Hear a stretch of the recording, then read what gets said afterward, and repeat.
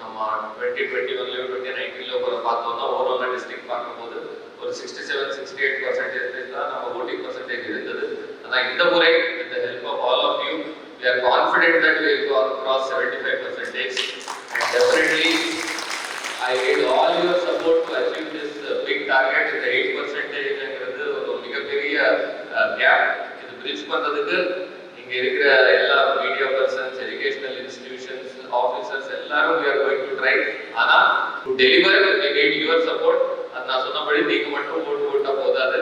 உங்களுக்கு தெரிஞ்சவங்க, உங்க ஃபேமிலி மெம்பர்ஸ் எல்லாத்தையும் அன்னைக்கு நீங்க கூட்டிட்டு போயிட்டு போட வைக்கணும். கண்டிப்பா நீங்க வைப்பீங்கன்னு நம்பிக்கை எனக்கு இருக்கிறது.